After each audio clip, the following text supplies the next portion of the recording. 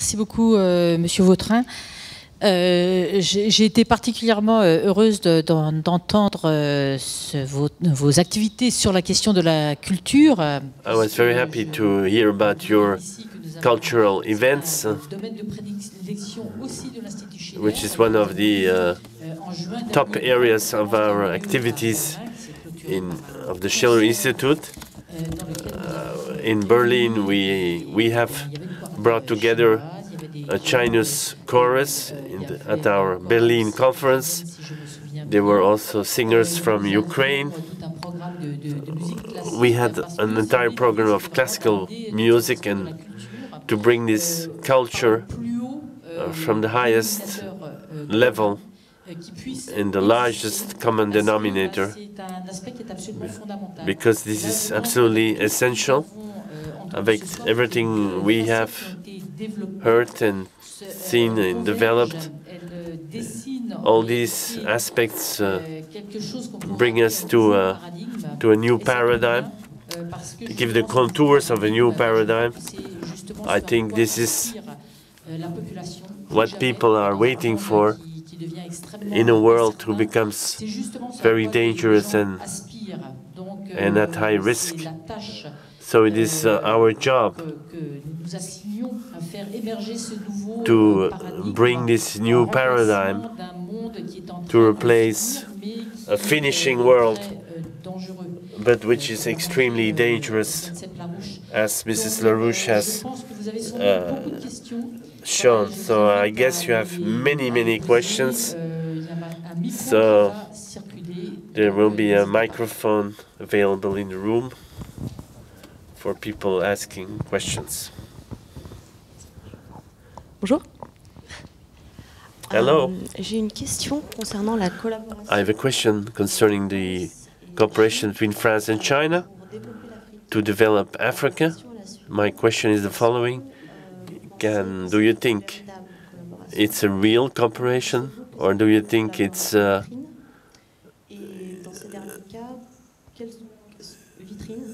if this is a showcase cooperation, and what are, according to you, the levers?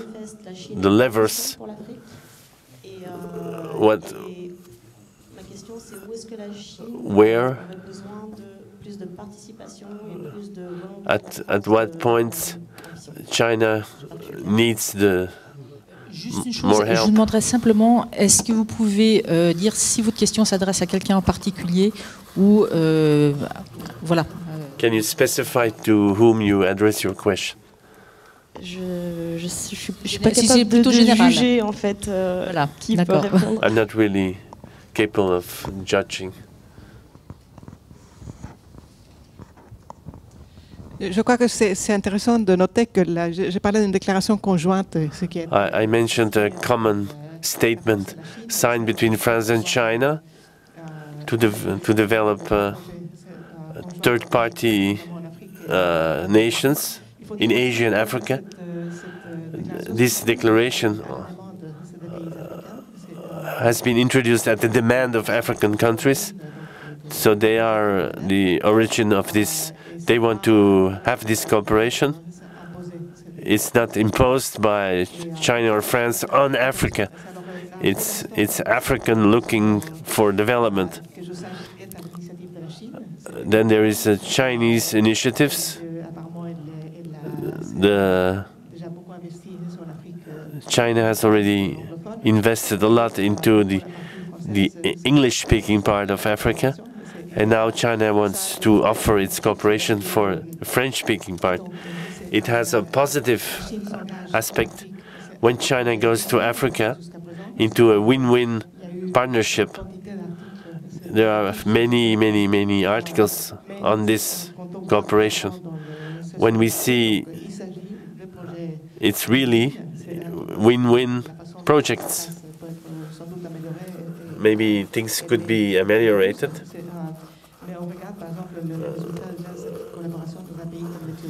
For example, if you look to Ethiopia, which is really developing fast,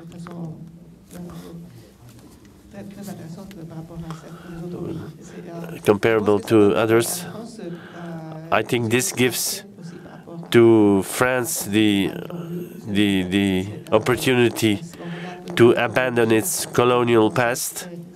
For example, in Niger, France is extracting uranium over the last 30 years, and Niger is completely miserable, poor, desperately poor country.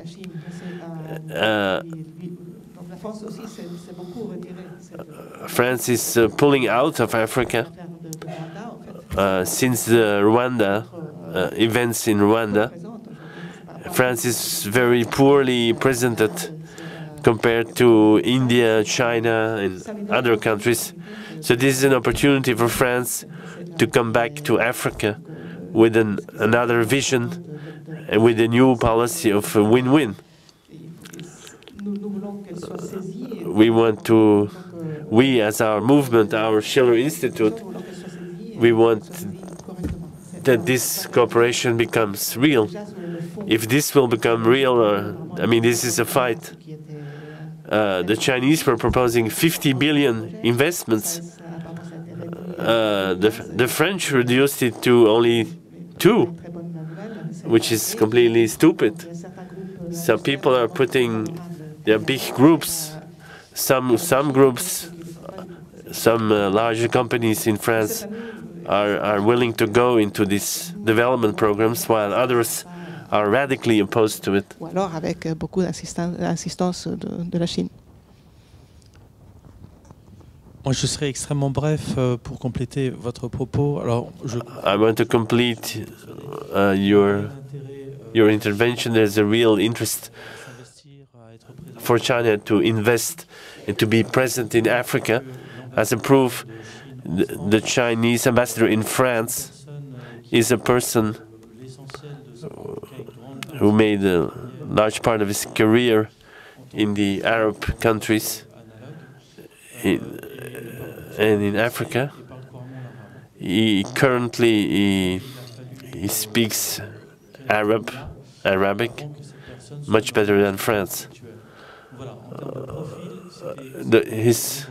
It's a new type of profile that you have a Chinese ambassador in France who doesn't speak French and which has such a profile. So it gives an idea what China is, what importance China is giving to Africa through France.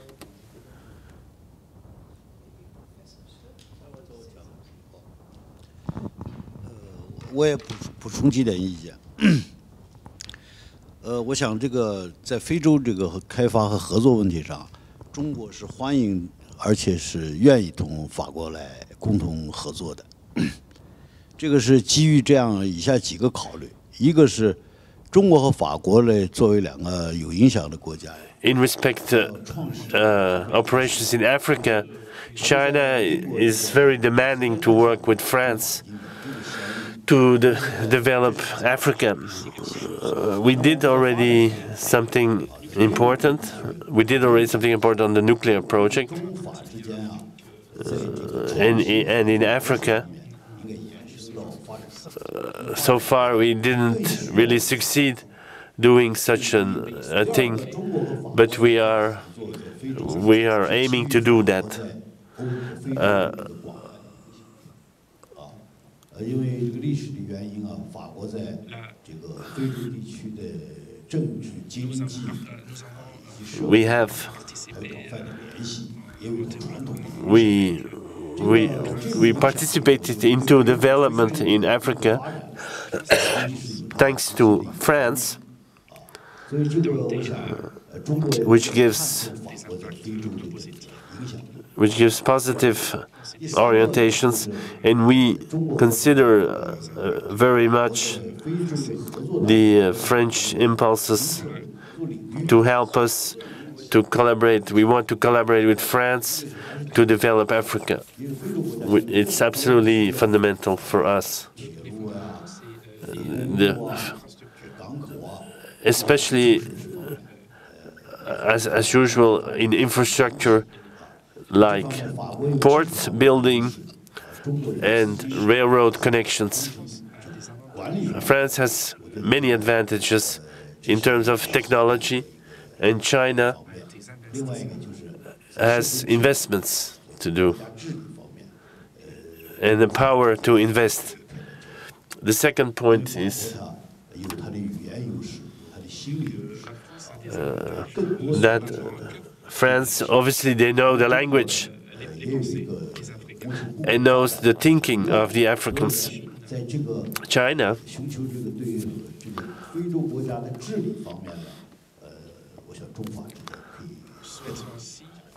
wishes to work with France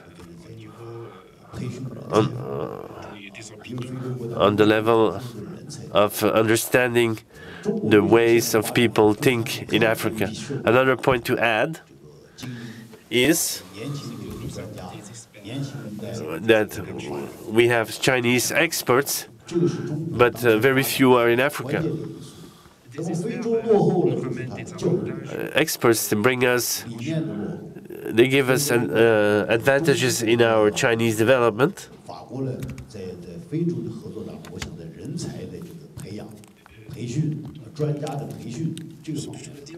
What I want to say is that we can help them to train experts and professionals.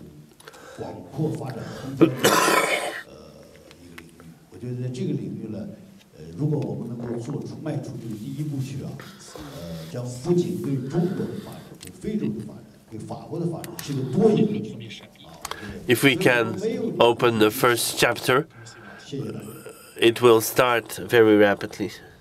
Once we start it, it will develop. Oui, alors, nous avons deux questions. Je vais commencer par monsieur.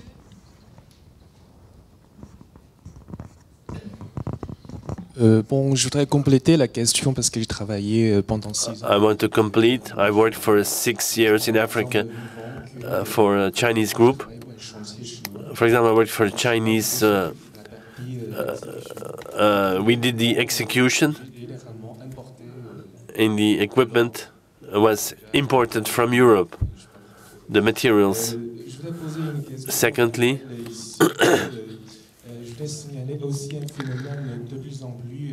I also want to indicate a very important development. More and more Chinese groups which are directly investing in Europe, minority or majority investments with mergers and acquisitions with the Thyssen Group, with the great Chinese group Meitia, which is buying a big group in Germany. I want to indicate this development, and I want to ask your opinion on these new orientations.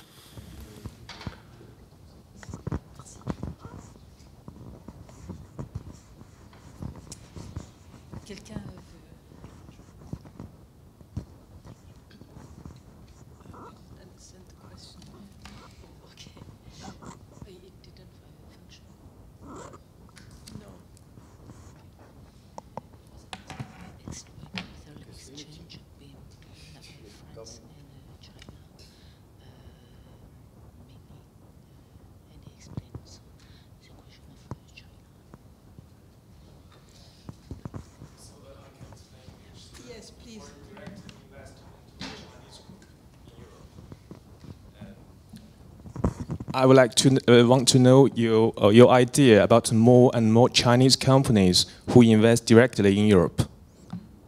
Yeah, in all the sectors. Yeah, I think there is a big worry about some people. That China is now taking over some of the high-tech firms in Germany and so forth. But the reality is, that Chinese investments are a very healthy shock, because the Europeans have gone crazy. if you look at the policies of the Troika towards Southern Europe, this is economically insane. What they have done with Greece, with Italy, with Portugal and Spain, they have destroyed the economies by 1/3. This has increased the death rate, the suicide rate, the unhappiness of people, and for what?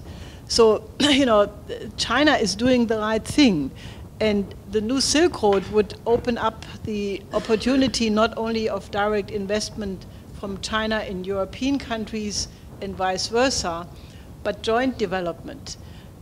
You know, the new Silk Road offers a unique opportunity for French, the expertises Xi Jinping was just talking about, but for example, German Mittelstand, which is the typical middle-level, middle-sized industries, which have a very high rate of patents of innovation. And if they would join hands with Chinese companies in third markets, you know, joint investments, they could really take the whole world economy out of the present deep valley. You know, we are about to crash. And, you know, I think the Chinese, in a certain sense, it has a positive effect, like the Sputnik shock in the 60s. You know, when the West all of a sudden was confronted with the fact that Russia could send up, you know, Sputniks to space, it forced Europe to wake up in a certain sense and go back to its original ideas of science and technology. You know, I mean, the green problem in Europe is completely different than the need of China to fight pollution and, you know, undo some of the problems which were caused by the early phase of industrialization. In Europe, it has very much often the attempt to suppress development. I mentioned this study of the Zaid Center of Oxford University, which is, it's not real. It's a phony argument in order to discourage development. And if you look back to the Club of Rome, for example, the Club of Rome 45 years ago, when they put out this study about limits to growth, this has created the green movement. And all these notions about sustainable development and appropriate technology in reality meant always no technology. Why do you think Africa is in the condition it is right now? Because of a lack of infrastructure development. The IMF, the World Bank, did not forget about it, they didn't want it. You know, in a certain sense you have right now, through the Chinese economic model, which is putting a lot of emphasis on self-perfection. It's a Confucian idea, you know, that each human being should learn the whole life and never stop to perfect. This has been a European ideal a long time ago. In European humanism, we had the idea of Friedrich Schiller, of Humboldt, that human beings should, you know, that you learn not to get a degree, or you don't learn to learn something specific, you learn learning. You learn to develop new knowledge all the time. So in a certain sense, my personal observation is that what China has done with its economic model since Deng Xiaoping, and naturally now with Xi Jinping, it's even a higher development of that trajectory. It is reminding Europe what our best tradition was, which we have forgotten. You know, so I think that the more China invests in Europe, the better, and the more Chinese ideas become known, the better. And I even agree with another point of Gottfried Leibniz, who said that the European morality has so much decayed that we should invite Chinese teachers to teach us morality. You know, which I know is not very popular when I say this among the Europeans, but it is absolutely true. We have lost the right way.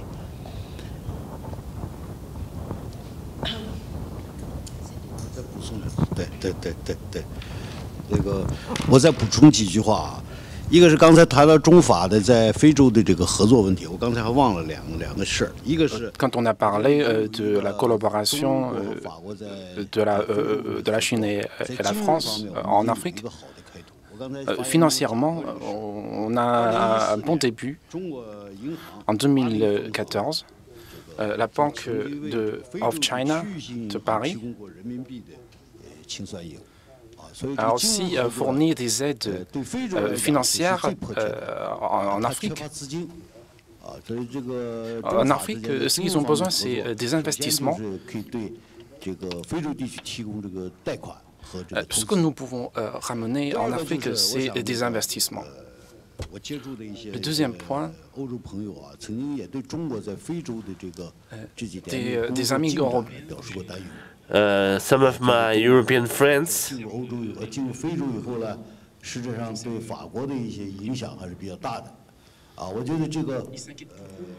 are very worried about of the Chinese development in Europe, in Africa. Sorry.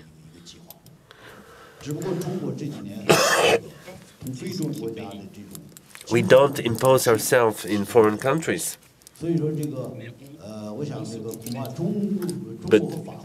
But we propose things which complete the other. The more we work together, the more we get mutual confidence.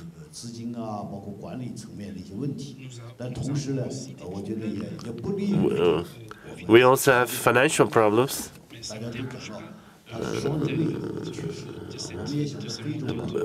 But it doesn't trouble or disturb the content of this economic model. What we want is to develop Africa, China, and of course France.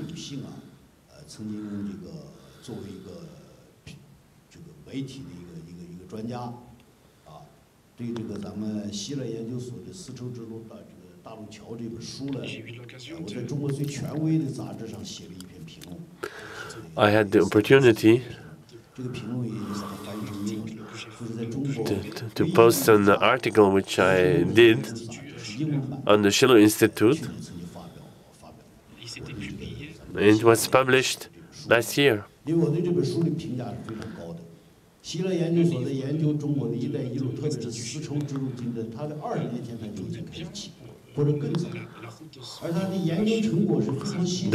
The Silk Road, which was presented by the Schiller Institute, has a very good knowledge of the Chinese program.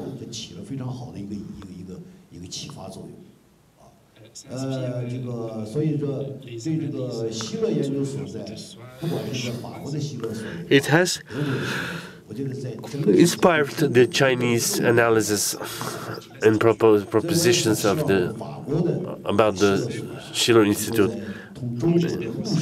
I hope that in France and in Germany, the Schiller Institute in France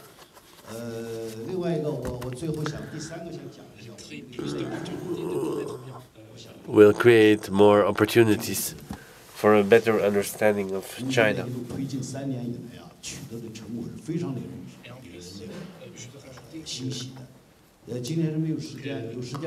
I want to add, the opportunity is not waiting. It started 3 years ago. I want to present some of the successes we had. We made agreements with over 30 countries, which are state-to-state agreements.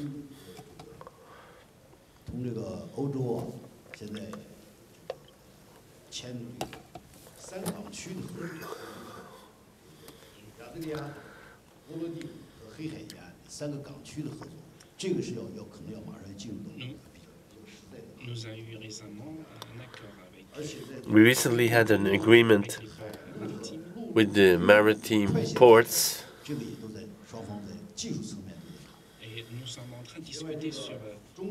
and we are discussing about the new technologies for road transport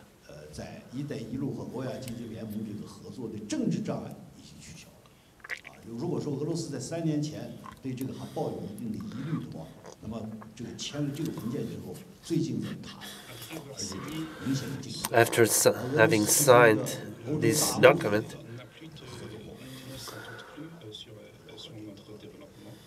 Russia has no more doubts on our development.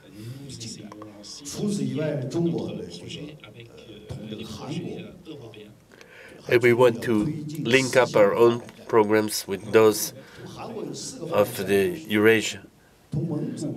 Especially with Korea, we have 4 strategic programs. With Vietnam, we also have a project. And also with Pakistan, which has been already realized,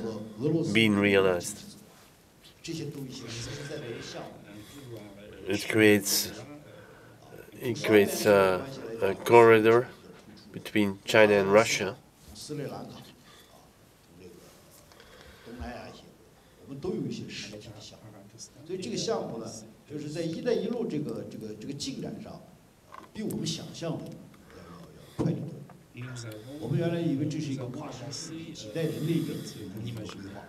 We have been faster than we expected. The process can take more than 10 years, but it's much faster.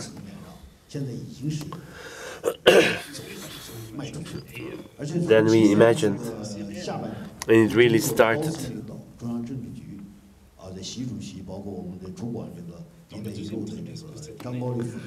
In the second term of this year, Mr. Chiang Kai-li organized important conferences to solve problems, to discuss.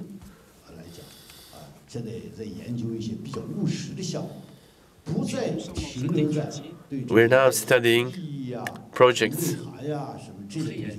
real projects, which are close to us.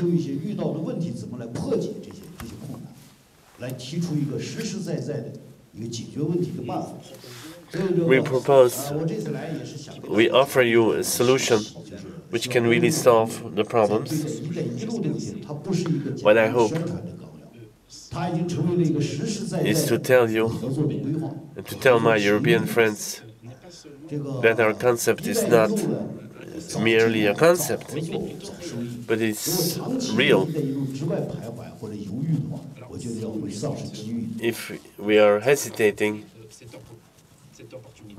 and if we hesitate, we will miss this opportunity. Je vais prendre une nouvelle question. Il y avait monsieur qui avait une question. Oui, bonjour, docteur Raymondon. Je veux surtout remercier toute cette table. Dr. Raymondon, I want to thank all the speakers. I want to thank especially Christine, and we will looking forward to read the full text of. We will thank him. Also, Mr. Vautrin, who is working with the youth.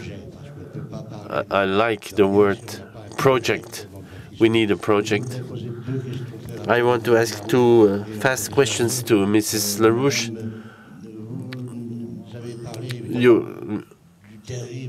You spoke about the terrible threat of nuclear war between Russia, the United States and Russia. If we continue playing with the matchbox, if we're not here with the geocentrical egoism, and that we're not looking what's looking into in the Pacific. So I want to ask you if the shift of the Duterte of the Philippines will this rebalance the balance of power in this region, the decisions of the Philippines? But the main issue is the co-development of Africa. When we see 10,000 people drawn in the Mediterranean, and if we don't do what is necessary to get Africa out of its misery, nothing will be solved. I think the cooperation between France and China could be a key element to, as the professor has underlined, to really turn things around. So I want to ask you, is China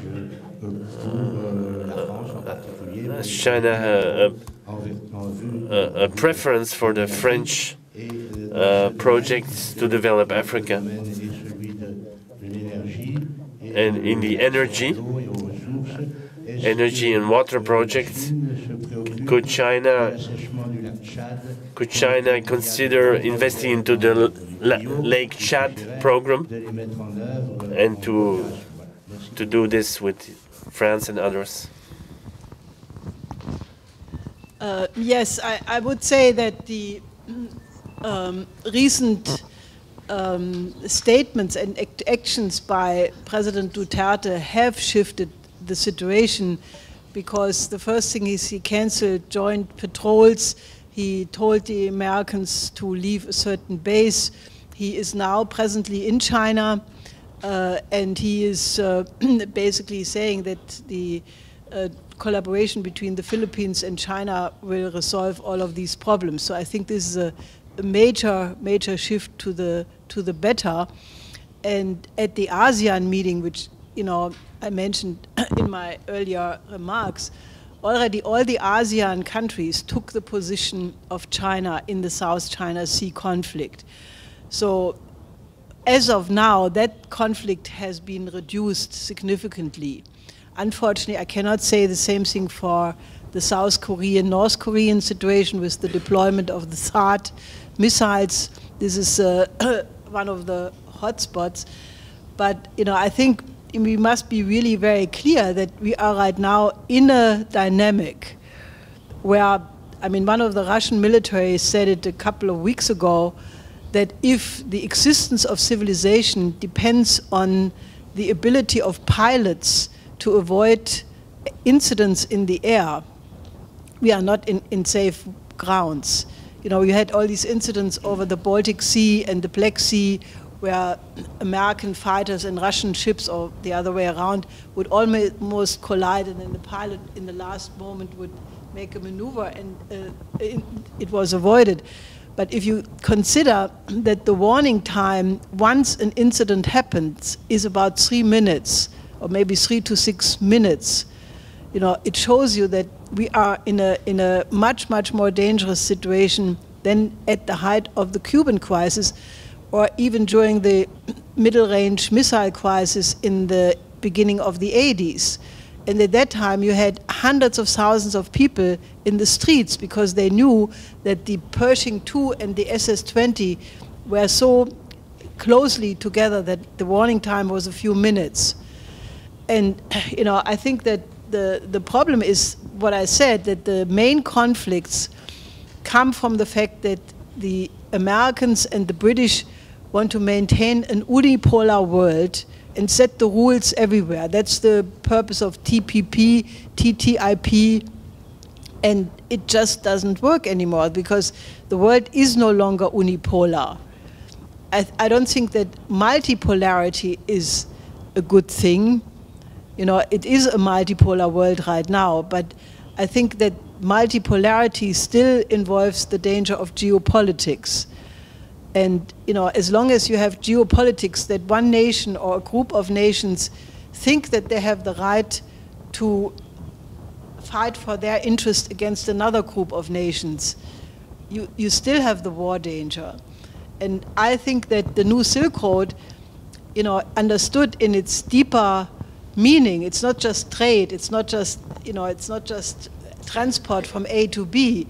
It is the cultural transformation of mankind into a completely new paradigm, where we start with the idea that we have to think about a common human species, a common humanity, common goals of mankind, or as Xi Jinping always says, it's a destiny, a community of common destiny. You know, because of nuclear weapons, because of the speed of planes, because of the interconnectedness of the world, you know, it is no longer the case that where you have one area of the world going under, like the Roman Empire collapsed and people in India or China wouldn't even know about it because it took a year or 2 years to even travel. We are now in one boat, and that's why I think that the importance is that European nations must assert their own interest right now, which is not anti-American. You know, we want America to also join the Silk Road, but we have to get America away from its present confrontational line, and they should go back to be a republic as it was founded by the founding fathers. You know, this is why we are making such a big emphasis on Alexander Hamilton. Alexander Hamilton was not only the first Secretary of the Treasury, but he was also the one who unified the American Republic. And we are trying to rebuild America from New York to, you know, to try to somehow get America back to its own identity, because right now it's an adjunct of the British Empire. Historically, Wall Street was the arm of the British Empire financing the Confederacy in the Civil War, and it is that up to the present day. And the funny thing is, you know, one of our collaborators who was at the Berlin conference, Chess Freeman, he just wrote a very funny article about the American election campaign. He said, you know, that neither Hillary nor, he doesn't think that either of the two candidates can bring the United States out of this crisis. And actually, the Association of Psychologists in the United States, they have just put out a report that the biggest stress factor for Americans right now is the election campaign. You know, it used to be economic hardship or unemployment or some other, you know, other stress factor. Now it is this terrible, terrible election campaign. So Chess Freeman said neither Clinton nor Trump are any good. So we should call this whole process the clump, from Clinton to Trump clump, you know, make it into one word. And obviously we need an alternative, you know. And how should that alternative come with that combination of candidates who are voting in 2 weeks from now or 3 weeks from now? You probably will have another horror show tonight when they debate again, you know. So how should we, I mean, we have to think what should come out of this world. And that's why we are saying, if Europe would right now say, you know, we do not go for the confrontation with Russia and China. You know, in France it may not be so big, but in the United States the anti-China campaign is also very big. But that we basically stop the confrontation with Russia and China and put an alternative policy on the agenda, the Silk Road. It is in our interest to, you know, work from the Atlantic to the Chinese Sea as one economic space, and we invite America to be part of it. America needs infrastructure. I have been in the United States quite a bit, well, because I'm married to a beautiful American. But I mean, the infrastructure in the United States does not exist anymore. China built 20,000 kilometers of fast train systems. And, you know, I'm full of respect for the TGV, but the Chinese fast trains are better than the TGV. They're more smooth, faster, they're not bumpy. You know, so the Chinese have developed 20,000 kilometers, and until the year 2020, that's only 4 years from now, they want to have 50,000 kilometers connecting all major cities with fast trains. In the United States, they have built 0. But the infrastructure is falling apart. If you go from Washington to New York, if you have a little Italian car like a Fiat, you have a good chance that your car disappears in a pothole. So do not drive small Italian cars on American roads. the United States must be convinced to go back to the policies of Franklin D. Roosevelt, join the Silk Road, build up their own country, and otherwise be one nation among many, but not the all-dominating one. And that, if we don't crack that nut, then the danger of war will probably lead to a catastrophe. But if Europe would assert its own interest right now and say, no, we are not part of this confrontation, the United States and British alone cannot do it. So this is why we have this double conference in France and in Germany. In 2 days from now, we have this conference in Essen. And the idea is to renew the French-German friendship, but with a mission, with a purpose, not just use exchange and nice things, but that we really find an alliance among patriotic circles in France and in Germany who say we must take the fate of our nations in our own hands, and we cannot be the underlings of a dynamic which means our ruin.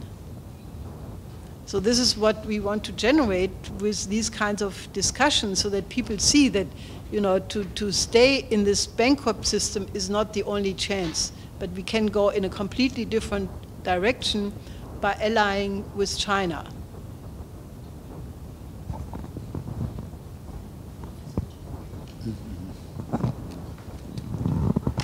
不知道有没有时间了？刚才他提了一个关于中国和非洲的合作问题。如果有时间，我再说两句；如果时间到的话，我就不说了。有时间吗？3分钟啊。好。刚才提到这个关于中国在非洲的，是不是有这个优先权的问题啊？我想这个是。The man asked if there was a privilege for China to develop Africa. I think the main problem, essential problem, is I think the United States, when the United States give warnings in Africa, they ask a lot. We, the Chinese, we don't behave that way. The relation between China and African countries,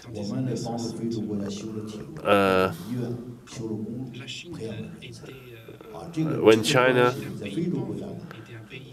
was an underdeveloped country, we already helped a lot African countries, and when we work in Africa, we respect them.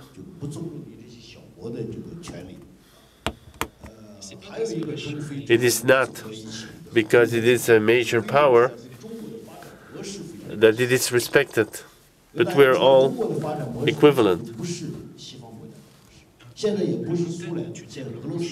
The model of Chinese development is unique. It depends on our own situation.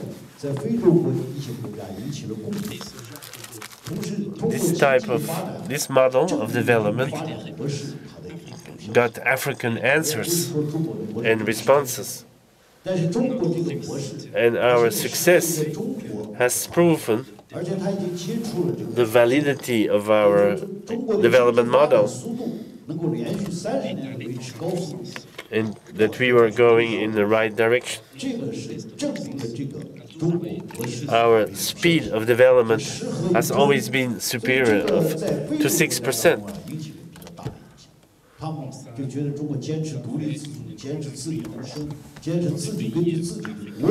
It made a major impact in African countries. They decided to remain individual.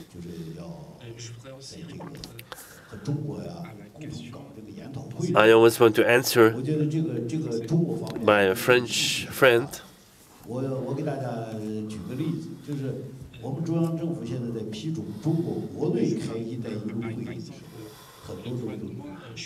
For example, the Chinese government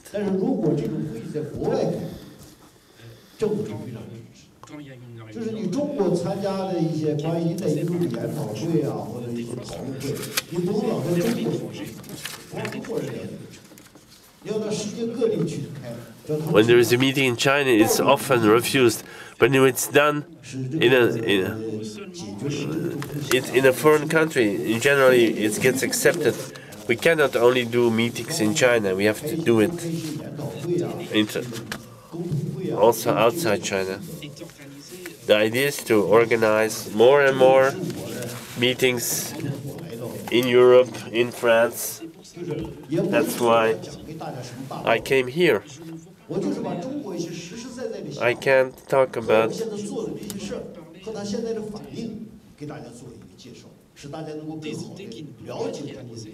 I don't want to talk about ideas which cannot be realized. But what I want to say is that with China we can really win and succeed. Alors, malheureusement, là, nous arrivons, il est 21h. Unfortunately, we have to free up the room beginning from now, so we cannot take other questions. We have a lot of things has been said and will. The Professor Chise referenced a special dossier which has been written by the Schiller Institute, which you can buy here on the book tables at the exit. We also have a Chinese edition which you can order, but this dossier is available here in the room. When you leave, there are other documents of the Schiller Institute on the other the transcriptions of the interventions of other conferences, including of Mr. Chise, which you can buy and read. You also can give your name and address and telephone so that we can reach back to you, meet you, and talk more to you. So I want to thank all the speakers here to what they was very dense, very rich, beautiful interventions, and all of you came here. So let's now work together to make this Silk Road into a reality with the participation of France and Germany. Thank you, which is a real win-win program for China and Europe. Thank you to be here.